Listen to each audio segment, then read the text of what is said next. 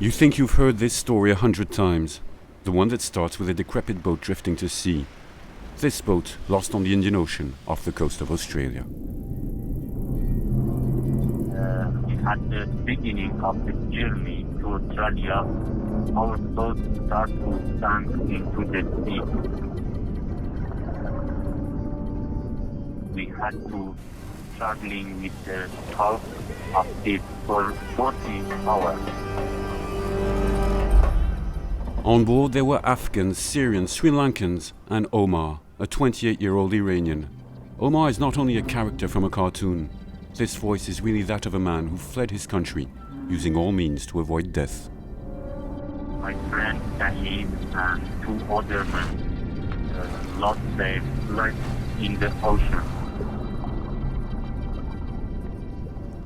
Omar almost died several times on this journey. At endless moments, a small fishing boat appeared and began to help us. But this time, when he was recuperated by the Australians, he thought he had reached the end. My fellow Australians, we have to protect lives. Australians have had enough of seeing asylum seekers dying in the waters. And stopped people getting on leaky boats where they could lose their lives, men, women and children. Since 2012 in Australia, whether they are left or right, it is that policy which everyone agrees on. The most humane, the most compassionate, the most decent thing you can do is stop the boats. To be human, decent, compassionate, that is the official stand. Reality is quite different. The illegal migrants have become an obsession for Australia. We are going to tell you how one of the wealthiest countries in the world turns to miserable states to rid itself of the problem, paying millions of dollars for the purpose. I thank you for your attention. And in the process, violating international conventions and human rights.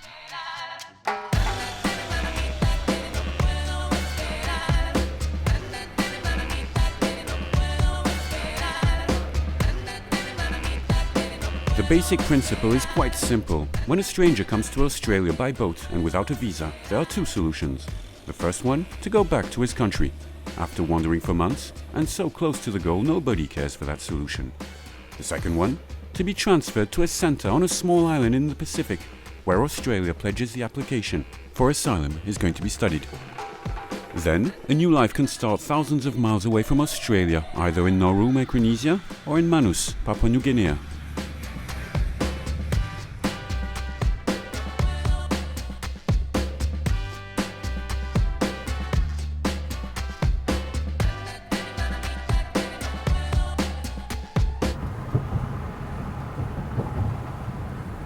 We chose Papua, but before flying off to Manus, we had somebody to see in Sydney, in this small house in the suburbs.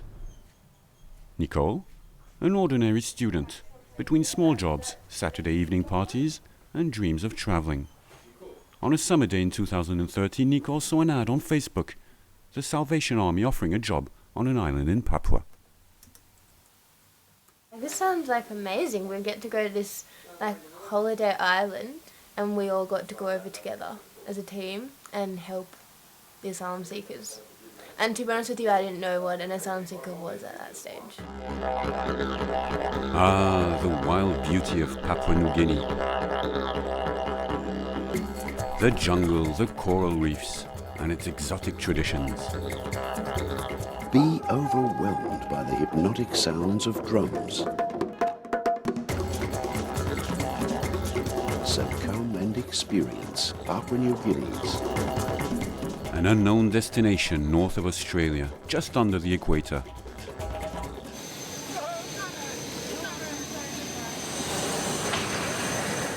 When we got off the plane, it was hot. And when I say hot, not just oh, it's a nice day. Just unbearably hot. Still, in the small airport there is a sign, "Welcome to Paradise." And then, the sea, the fishermen, the coconut trees. But the place where Nicole is going to work is not part of a picture postcard. The first time I went up to the camp, there was pretty much no information about the job, but there was a sign saying about the use of knives, Hoffman's knives. They were suggesting that Salvation Army might have to be trained on the use of those knives to cut people down when we were to find them hanging, and that was on my first day. So that was a big turning point and a big realisation for me that I wasn't on a Pacific Island holiday. What we found in Manus was actually light years from a holiday resort. That camp, we first tried to get there by boat. It's one of the islanders, Jack, who takes us. He asked us to hide his face. What he is doing getting near the camp to show it to us is forbidden. See the fence, Ryan? Yeah. Down all the way there. There's more than 10, 20 prefabricated houses for 1,000 people, refugees. They've got a fast boat, faster than this. It's parked inside there. Where they see like threats, they come out on the fast boat. So it's. But what are the threats? Like if we are gonna go and get pictures and from the media, really from the media. The only threat is from the media? From the media, yeah. Only threats from the media. Manus. Don't be surprised if you have never heard about it. Not a single official picture ever came from that camp, which is strictly forbidden to foreigners, especially journalists. Thanks to Jack, we managed to get close. How and why did thousands of men land here? That is what we're going to show you. It's intermission time, folks. Ladies and gentlemen, come and see for yourselves along with us the Australian policy against illegal immigration. The Pacific Solution. The Pacific Solution, a well-oiled system. Point 1. Keep the boats away. Australia has done its utmost on its territorial waters, warships, radar and satellite control. Any boat approaching is forcibly pushed back, generally to Indonesia. And there, we are verging on a breach of illegality since Australia signed conventions which binds it to provide assistance to victims of a shipwreck. Point 2. Subcontract the refugees. That is the big novelty. Those who are too near to the coast to be pushed back are immediately sent abroad. For families, women and children, it's Nauru, a microstate lost in the Pacific Ocean. For single men, Manus in Papua New Guinea. Another island far from anywhere 900 kilometers from the capital city. The camp was built right at the extremity of the island under heavy protection, since it is close to a naval base used by Papua New Guinean and Australian forces. A waiting zone, but soon a dead end. That is where we are, becoming clandestine as well, in the trunk of Jack's van. The locals can skirt the camp using the road without attracting the attention of the numerous guards. Okay, you can go down. All right, down your head. Cover your head. Stay down. Stay down. Security in front. Security in front, looking straight at us. Go down. They're looking. Shoot. They're looking. Shoot. Refugees on your right. And finally, the detention zone. Behind those fences, 3 meters high, the prefabs where the refugees wait, hoping their case will be dealt with. They cannot go out, we cannot get in. A prison, a veritable prison.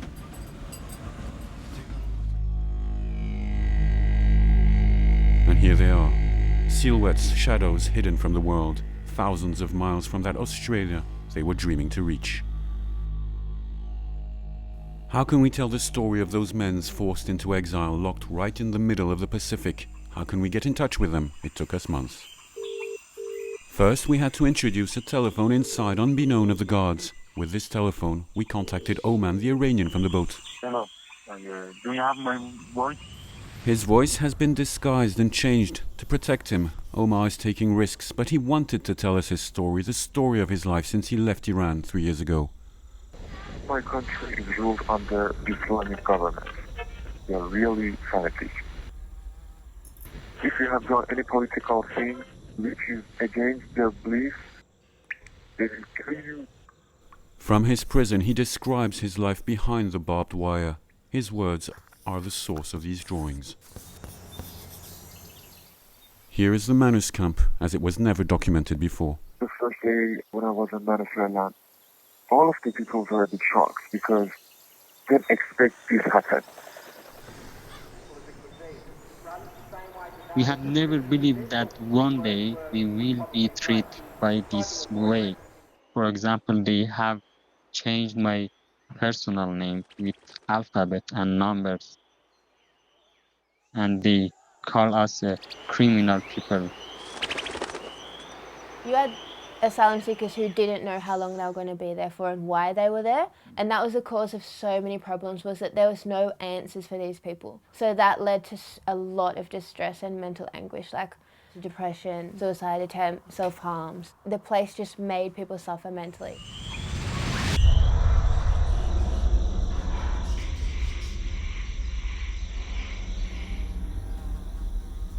The medical facilities were less than adequate, hygiene was poor, the treatment by staff was less than adequate. I mean, personally, I wasn't trained to deal with people in such distress. July 2013, Omar has been kept here for 2 months now. He holds on. He is still clinging to his Australian dream. But around him, the men of Manus start falling.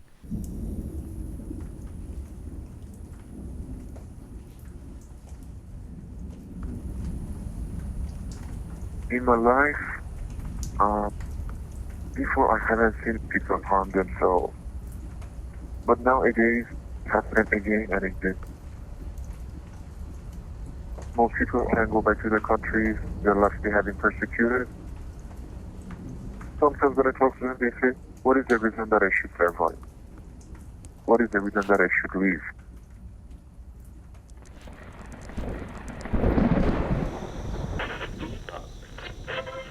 If you are currently in Papua New Guinea or Nauru, you will not be transferred to Australia.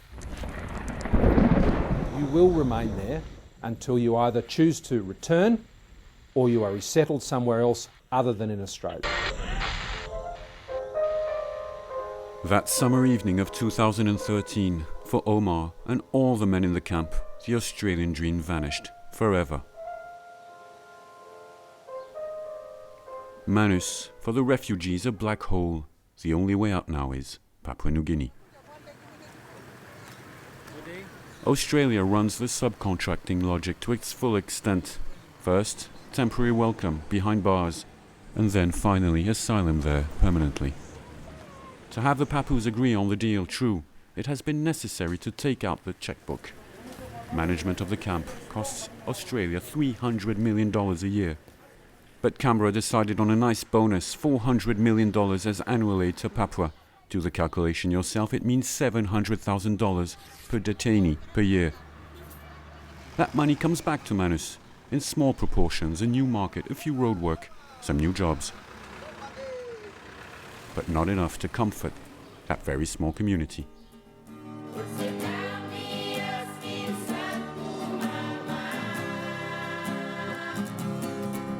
Lorengo, the town nearest to the camp and the most important of the island with its 6,000 inhabitants.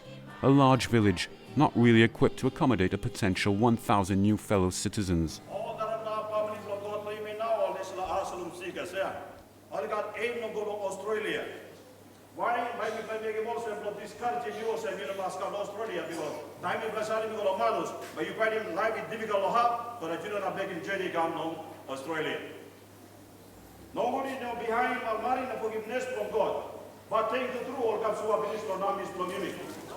Time and again the priest calls on his flock for them to open wide their hearts. But for those messages of love it is increasingly difficult to be heard. Most have objected to it, saying that Manus is not a dump site. With that number, they may influence the religious setting in Manus. And if some of them are terrorists by nature, because if one can infiltrate, probably another 10 or another 100 follow suit. That's the concern, that's from the local setting, local people. Between fantasy and legitimate fears, under the Sons of Manus, there is a harsh reality, and that is Papua.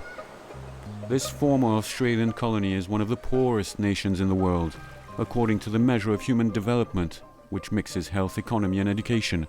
Manus is number 157 out of 187, Australia being second. In any case, on the Australian government's site, they don't mince words. You want to travel to PNG? Be very careful, or even think twice about it.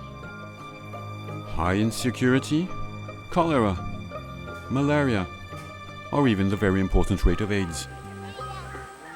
There is a bit of exaggeration probably, but it's quite ironic, isn't it? Australia pretends to take care of the asylum seekers when it sends them to countries where they would not even go for holidays.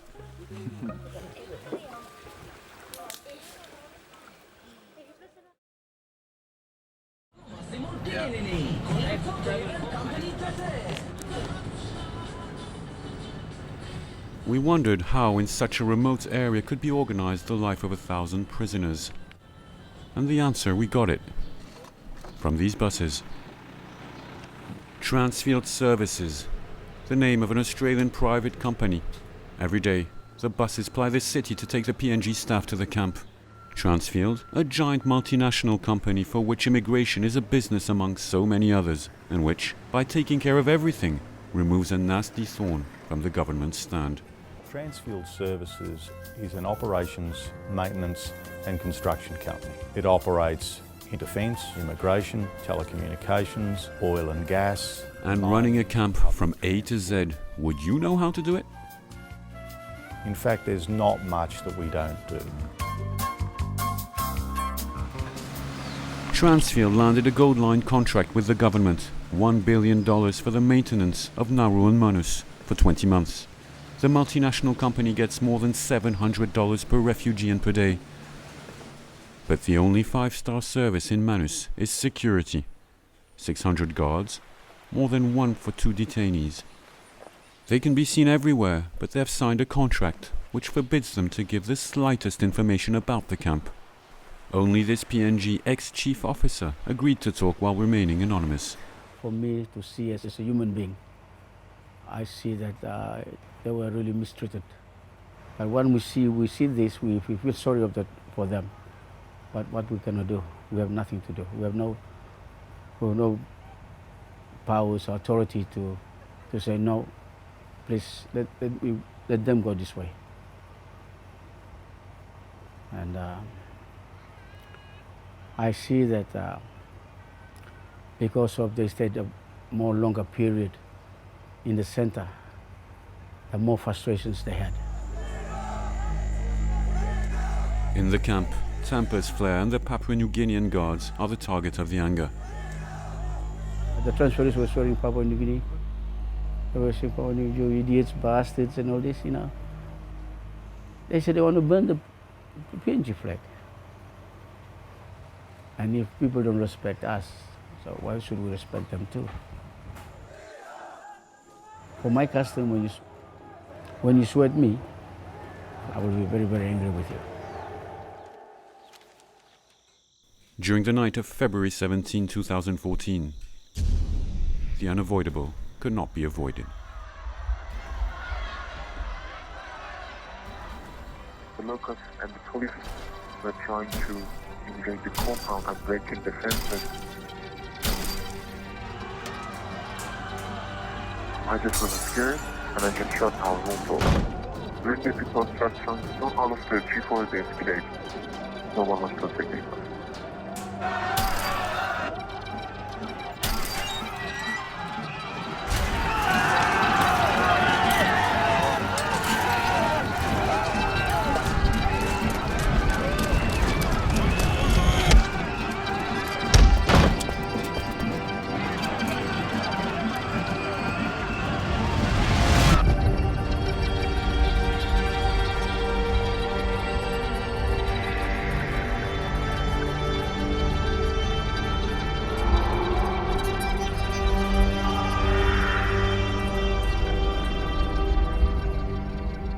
That evening, one man, Reza Barati, a 23-year-old Iranian, was left on the ground.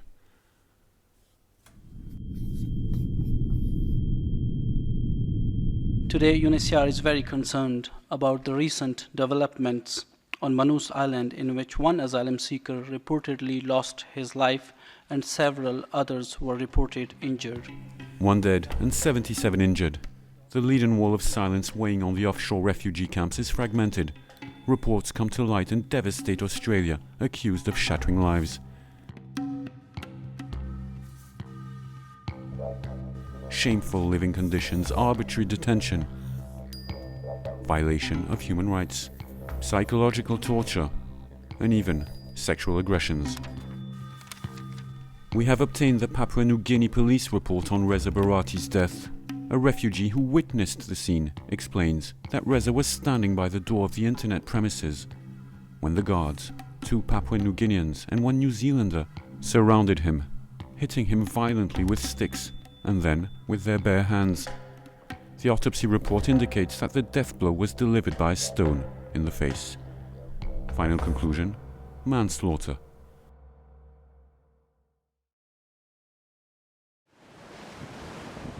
The Australian government, sorcerer's apprentice in migratory policy, is now responsible for the death of a person. For Nicole, this murder worked like an electroshock.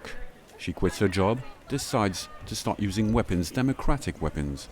She then realizes she's not alone. She testifies, urges the others to talk.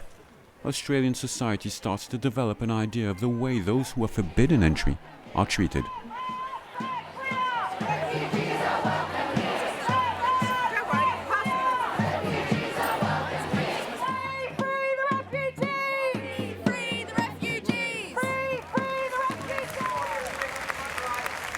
From the Manus asylum seekers. Good afternoon, ladies and gentlemen. On behalf of all the asylum seekers in Manus, we would like to say hello to everyone. We really appreciate that you've taken your time to stand with us in a difficult fight for freedom.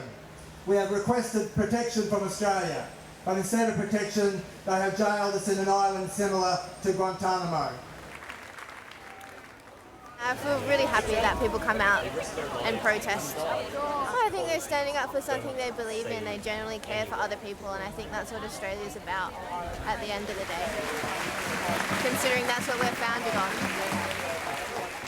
Yes, and the country seems to forget easily its own history.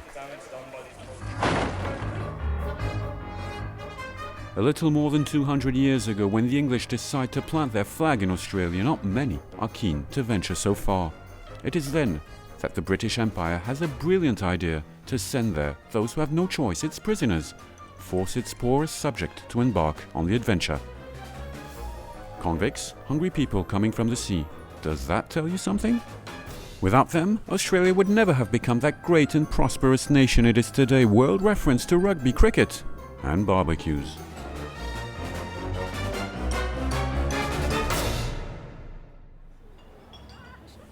There is a little known but important date in Australian history. 1901. That is when the country is united under one flag. Australia then selects its first Prime Minister. And the first decision of the newly elected Parliament is to vote a law, a migratory policy, a policy with a clear name: White Australia. The country expels Asians and closes its borders to any non-European migrant. That law won't be abolished until 1973. White Australia. To get acquainted with one of its finest examples, we went far away to a place where strangers are few and far between. To the land of Pauline Hanson, granddaughter of English settlers, who has a deep love for her country. So what you're going to see, the cattle are all on my land. Every morning here I'll have the kangaroos come down and in the yard. Pauline is Australia, which has succeeded while retaining the taste for simple things. Don't you get me killing flies. A woman of character, proud, and her simple origin. I'm not unlike, I think, a lot of Australians. I've come from just a middle-class background. My parents owned a a cafe, actually quite a big cafe. When I was old enough, at 12 years of age, we worked in the shop, behind the counter making milkshakes and working the shop. And 15 I started full-time working because I left school at 15. So it was a sense of, we were taught how to work. Today, Pauline is a star. Here I have my library. Actually, a lot have been written about me, so that's Pauline Hanson, The Woman Who Knows. This is my autobiography that I actually wrote myself. It took me a couple of years to write that. Here, the Hansonism. For Mrs. Hanson gave her name to a creed she created, the One Nation Party, modern heir to the values of white Australia. And always the same idea, Australian identity is in danger. A simple, time-tested recipe which works everywhere in the world. I believe we are in danger of being swamped by Asians. They have their own culture and religion, form ghettos and do not assimilate. Well, that was 20 years ago against the threat of an imminent invasion of the Asians. Don't you get me killing flies. But today, Pauline, what's really the problem? These days it's totally different. These days I'm talking about Islam. I don't want Australia to be Islamised. Don't you get me killing flies. Now it's getting serious. According to surveys, One Nation is skirting 10%. Its latest power display a demonstration called Let's Get Australia Back. In Brisbane, Sydney, Melbourne, Adelaide, in all the main cities of the country, hundreds of Australians are voicing their opinion. Muslims are intruders. They are not welcome. And our laws and our lifestyle that we need to protect. Criticism is not racism. I am a proud Australian fighting for our democracy, culture and way of life. But for a long time now, the traditional right has been cajoling the anti-migrant voters. You remember Pauline's speech about Asians 20 years ago? It goes on like this. But if I can invite who I want into my home, then I should have the right to have a say in who comes into my country. And 5 years later, the speech which helped the Liberals win the national elections. We will decide who comes to this country and the circumstances in which they come. The same speech, practically word for word. It's this same John Howard who, his election hardly over in 2001, came out with the Pacific solution and the offshore retention camps. Immigration, fear of the stranger, that is good stuff for the ballot box.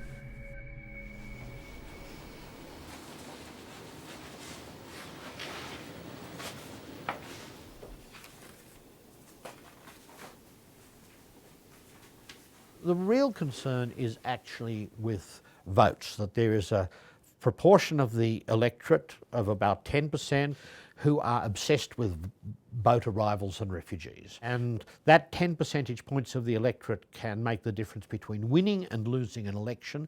Well, I think it's a balloon squeezing policy. It's not really something that saves lives at sea. It leads people to die somewhere else. In the meantime, under the sun, carefree Australians are enjoying the dolce vita of their wonderful country. Are they less educated, less altruistic, less sympathetic than we are?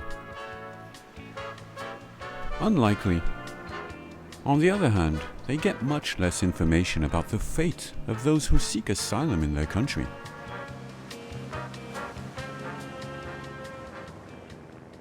Sarah Ferguson, an outspoken star journalist on public TV in Australia, explained it to us. And she always asks good questions. How did you get that so wrong? Because that didn't happen, did it? Well, Sarah... A top investigative journalist who has been working for a long time on the very peculiar policy of her country regarding immigration. The images of the boats when they arrived in Australia were taken by the Navy or by Customs, and they controlled the images and they released very, very few. So not only could we not get to the place, get to the images to report it, but they actually stopped giving us any information. And what they told us was they would make no comment on water matters. So no pictures, no information. Oh, okay. Today, that part of the migratory policy is under secret defence.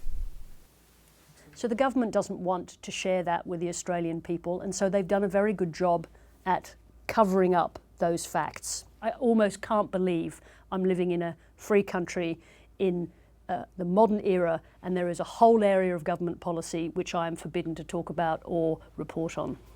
Still, Sarah Ferguson managed to get the opportunity we haven't had, an interview with the immigration minister. Good evening, Sarah. And asked him to account for the death of Reza Barati, the Iranian killed in Manus. Did you have even a moment of doubt about the morality of offshore detention centres? What occurred that night was criminal. There was a terrible, tragic and distressing incident. And for you, it's clear, obviously, that Reza Barati would not have been murdered had he not been in that Australian detention centre. Well, nothing would have happened that night if there'd been no protest. I think that is also true. And it's important that we look at the context of all of these events.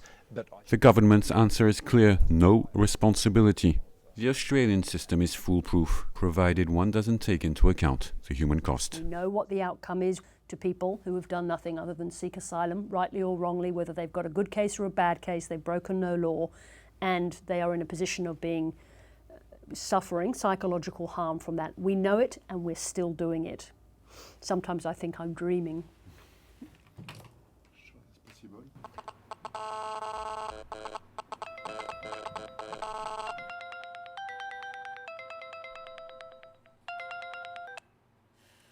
What happened here, if it happened in any small country, the entire world will condemn. But no one condemned Australia of what they did to us. There are some countries in this world above the law, and Australia is one of them. We failed our countries because of dictatorship, but we are still in dictatorship.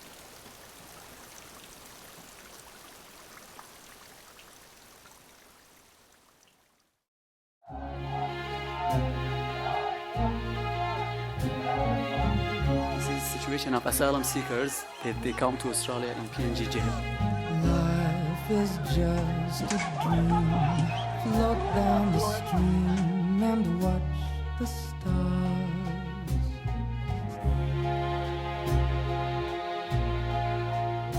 We are totally 58 people that they beat the shit out of all of us. Following Reza Barati's death, the situation is unchanged at Manus. The hunger strikes continue, so do the suicide attempts. The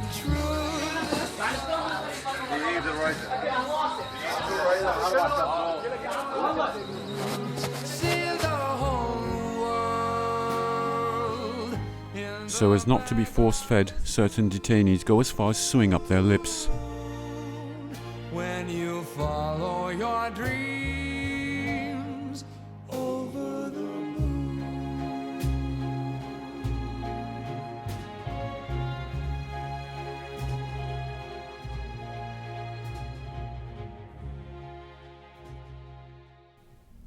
After the 2014 riots, as a way of calming things down, 50 or so refugees were transferred to the town prison. A few days in the death of the whole, from where they could not imagine the least spark of hope. Yep, no worries yet. I get it. Alright, bye-bye. The camp is not only forbidden to journalists. Locked up for nearly 2 years, the asylum seekers have never had access to a lawyer. Ben Lomai is one of the rare ones to take an interest in their case.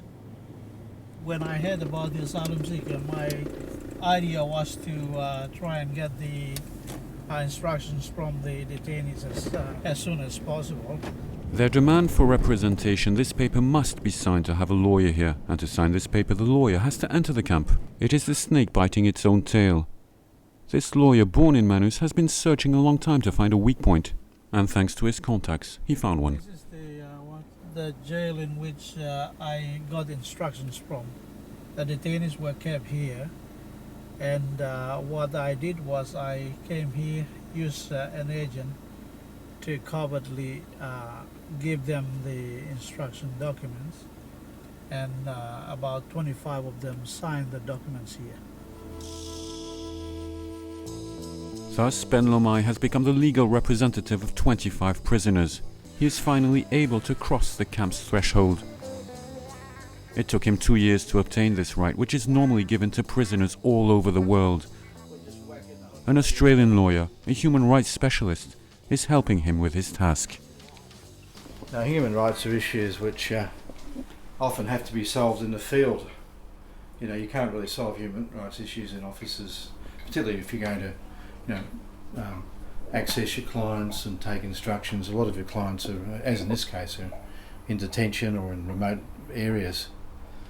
You're a good squad team, both of you? Yeah, we are. Look, this is an instruction sheet that we drafted for the clients to sign. For example, this is Mahmoud Jawad from Lebanon, and his boat number is LEL027. Once they sign, and then I will sign here to indicate that we have now accepted instructions from them. They think they have found the breach to be able to defend the men of Manus. This is the Constitution of Papua New Guinea. It's the supreme law. That's the section relating to torture, mental, physical, and inhuman treatment. So this is section 36. Yeah.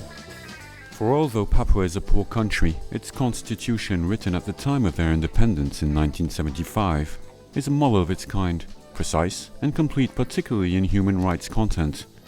Thereby, any imprisoned person has the right to have the lawyer of his choice. His detention must not last longer than 2 months without a trial. If he does, he can even claim compensation. And we're saying, hang on, these rights have been breached. You know, the detainees' rights have been breached, so that's why we're going to court to enforce these rights. We would also be seeking an order from the court that the detainees be released to the Commonwealth of Australia for processing of their refugee applications. Among the files, piles of papers, cartridges, and a printer. Now that they have legal access to the Manus camp, nobody can prevent them meeting the 1,000 asylum seekers one by one.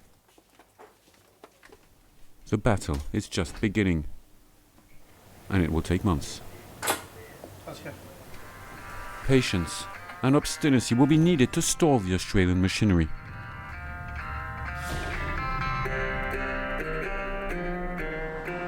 In the meantime, directed from Canberra, it's working full time. There is certainly some quiet satisfaction that we have stopped the boats. We have believed in these policies that they would work. We are doing what we said we would do. We're getting the results we said we would get. The massive deterrent policy works. The objectives have been met for months. There has been no illegal maritime arrival. But what's to be done with those who came before? Those who are still in the Manus and Nauru camps. Australia comes up with a solution, always. It's market day in Manus, and for the last few weeks there is a client a bit more curious than the others.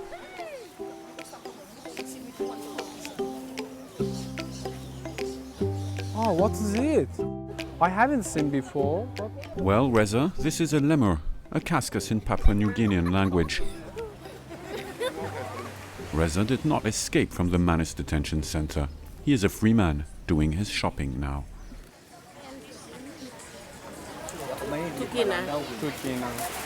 After 15 months behind the gates, Reza Molaglipur could not stand it anymore.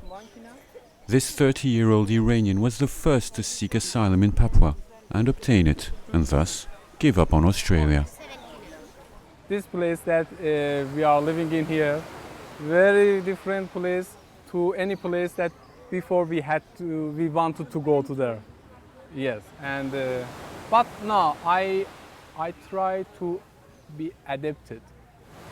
I have to do that, and I don't have any position, any choice other than that. So he is investing all his energy. He is even learning the local language. belong name, what's that? Name belong me Reza, me Hamamas looking you.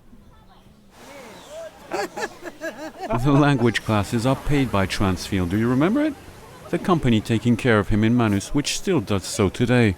Housed and fed, even has a smartphone, and $30 a week. Hello. 2 years of turmoil and at last tools to build himself a future. I need 20 flags. Then he started looking for a job. And by a stroke of luck, this construction engineer has the right profile, and he might be needed in this developing country. 9 message I received. Okay. And just 3 companies sent me and responded me. 3 of them, that's good. Yes. They offer you a job? Yes. One of them is very serious. Really? Really? What did they say? And one of them asked me about my expectations salary. Thank you, everybody. See you, Jala. It seems like a dream. He has managed to get his first job interview in the capital, Port Moresby. Suddenly, Manus seems like a tropical paradise again. You just have to look at the local news. The new market, the renovated schools. Manus will soon be a dream destination for surfers. It brings back a smile, and of course, all this thanks to Australia. The money investment is proudly displayed, and one particularly impressive amount. 146 million for the transit centre, the same centre that houses in Papua New refugees such as Reza.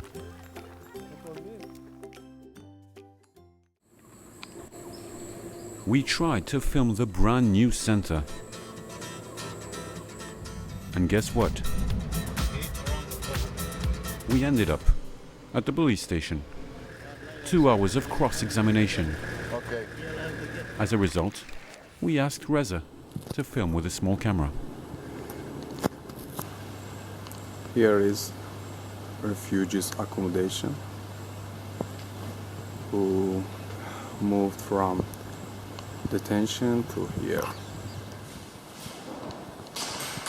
And here one of our classroom, our laundry. Now we are going to my suite. It is really very different with our detention. My bedroom is very clean. Every Sunday and Saturday we are barbecue in here. Barbecue, outdoor fitness. Australia has spared no expense to effectively get rid of its refugees by settling them in Papua New Guinea. But there is a snag.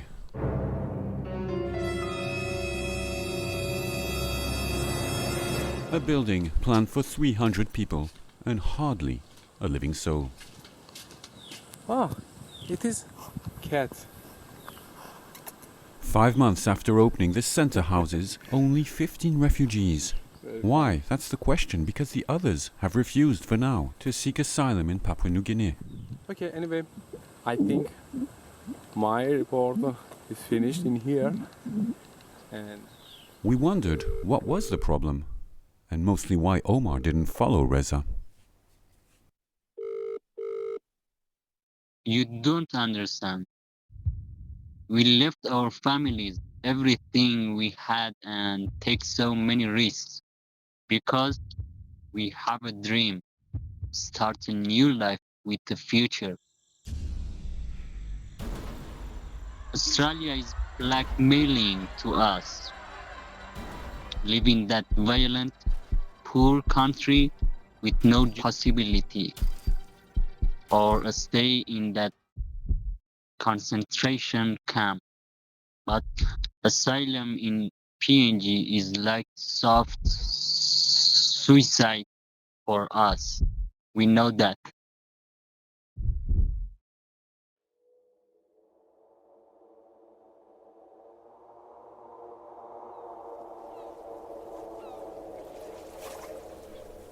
And what about all those who gave up? Those who complied and followed step by step Australia's plan. Reza tells us the end of his story. You know, the job interview in Port Moresby. He even managed to borrow money to buy a plane ticket. Unfortunately, last night before my flight time, I received that letter from immigration. It was written, "You are not to leave Manus."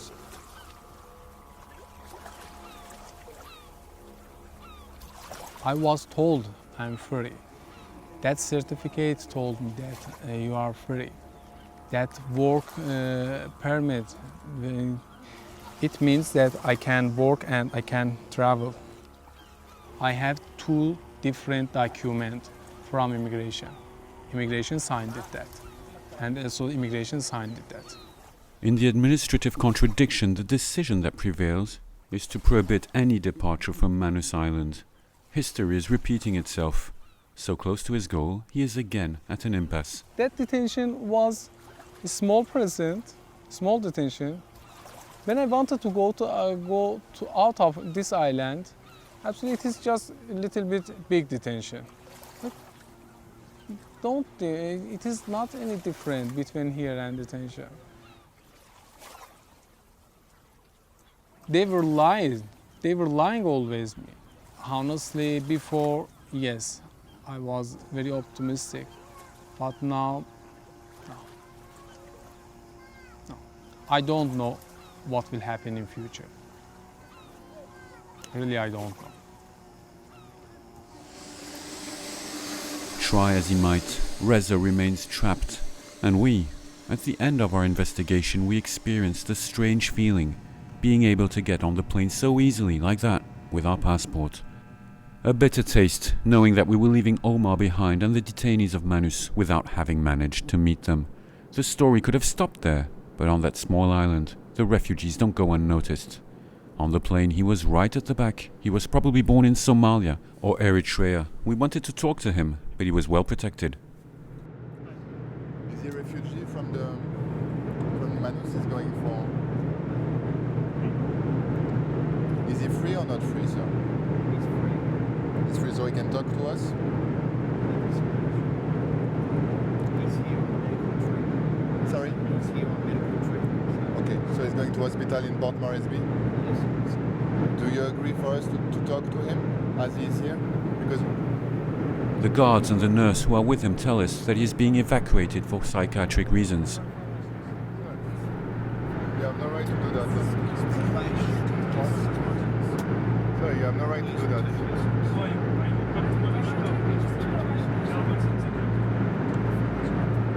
Why are you doing that, madam? Why?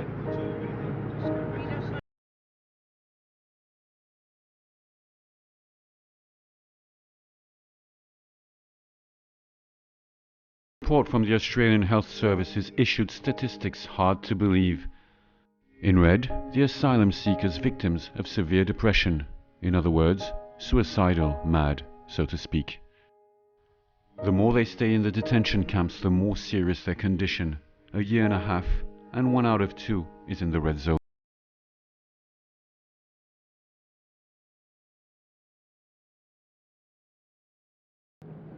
On the plane, another man was leaving Manus, he too visibly depressed. We're lucky. We're seated right by him. This time we could talk to him discreetly. Lingarajam is a Tamil from Sri Lanka. After 18 months in Manus, he had a breakdown. But he is not a medical case. He agreed to sign for his return to base.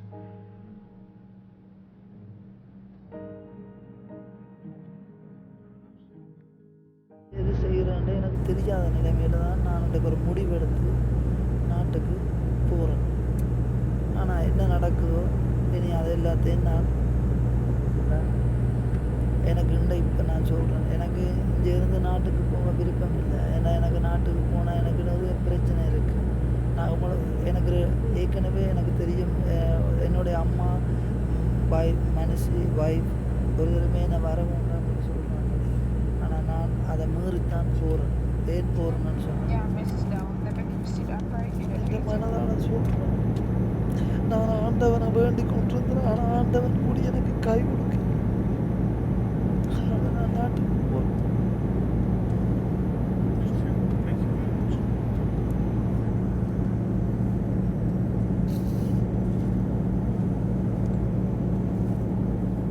Thanks to Lingarajam, we have come full circle, and we were able to go back to the source of the problem. We decided to meet him at his home in the north of Sri Lanka in Tamil territory. In his small bamboo house, he has been reunited with his mother, his wife, and his 4 children. And above all, he has regained his appetite.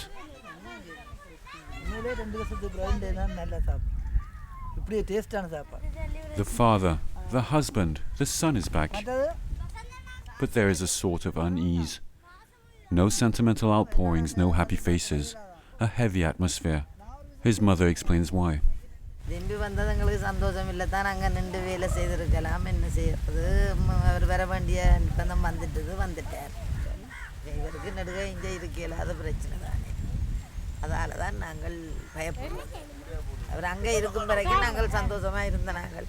எங்களை பிள்ளையட்டத்தில் இருக்குது சுவாமி அங்கே இருக்குது பாருங்க ஊருக்கே வரமாட்டேன்னு சொல்லிக்கல இன்னொரு பிரச்சனைக்காக இவர் வராமல் இருக்கிறாருன்றது ஒரு கேள்விக்குரியல்.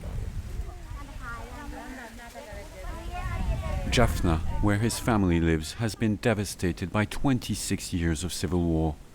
Lingarajan fought with the Tamil Tigers. Officially, the conflict is over since 2009. The Tamils have been defeated, but 6 years later, the hunt for rebels is going on. For the Sri Lankan government, jail awaits Lingarajan at best.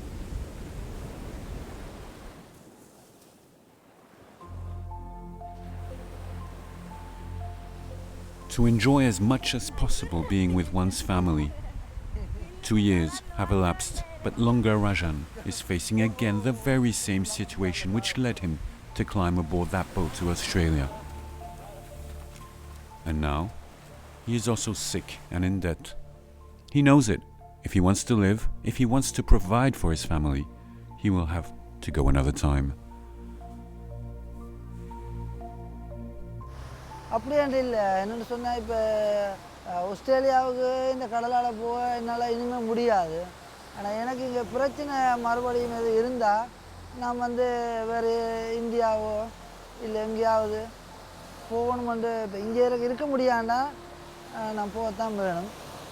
ஆனால் அப்படி ஒரு சந்தர்ப்பம் கிடைக்கும்ன்றதை நான் எனக்கு எதிர்பார்க்கல. என்னன்னு சொன்னால் கிடைக்காண்டா நினைக்கிறேன். There has never been so many of them in the world. 60 million people like Lingarajan are trying to leave home at all costs. War, hunger, natural disasters will no doubt force others to try their luck.